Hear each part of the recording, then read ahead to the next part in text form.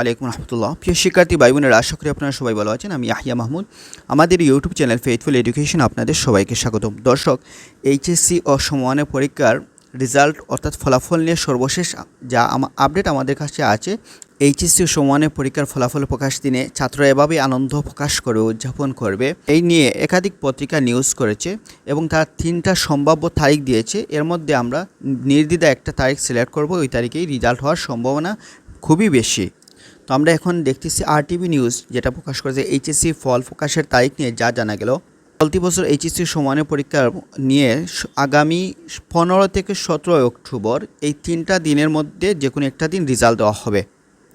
আগামী 15 থেকে 17 অক্টোবর মধ্যে ফল প্রকাশের জন্য শিক্ষা মন্ত্রণালয়ের নিকট একটি প্রস্তাব পাঠিয়েছে। এই 3টা দিনের মধ্যে তাদের যে কোনো একটা দিনে দেওয়ার জন্য তারা অনুরোধ জানিয়েছে। একই নিউজ একাধিক পত্রিকা দিয়েছে আগামী 15 থেকে 17 অক্টোবরের মধ্যে ফল প্রকাশের জন্য শিক্ষা মন্ত্রণালয়ের নিকট প্রস্তাব পাঠিয়েছি। যদি অনুমোদন পেয়ে যায় তাহলে এই 3 দিনের যে কোনো একটা দিন কিন্তু রেজাল্ট দেওয়া হবে। আর রেজাল্ট কীভাবে দেওয়া হবে সেটা আমরা সবাই জানি।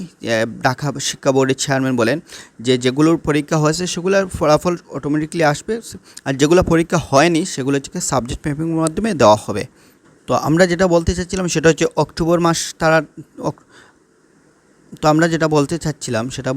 অক্টোবর মাসে তারা 3টা তারিখ সিলেক্ট করেছে, 15, 16, 17।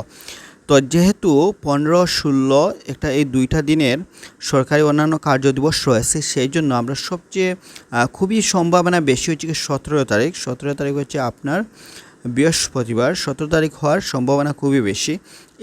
এই তারিখটাই বেশি হওয়ার সম্ভাবনা খুবই বেশি। পাশাপাশি বাংলাদেশ বিশ্ববিদ্যালয় সহ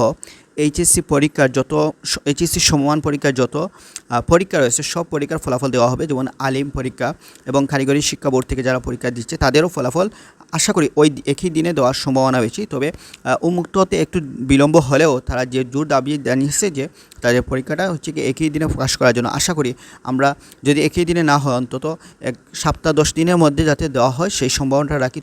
আর উন্মুক্ত বিশ্ববিদ্যালয়ে এইচএসসি এবং এসএসসি পরীক্ষা নিয়ে গতকালকে আমরা একটা আপডেট দিয়েছিলাম। সেটা হচ্ছে আপনাদের যারা বাংলাদেশ সেনাবাহিনী, নৌবাহিনী এবং নিশ ক্যান্ডিডেট রয়েছেন, শিক্ষার্থী রয়েছেন, এটা শুধু তাদের জন্য। এটা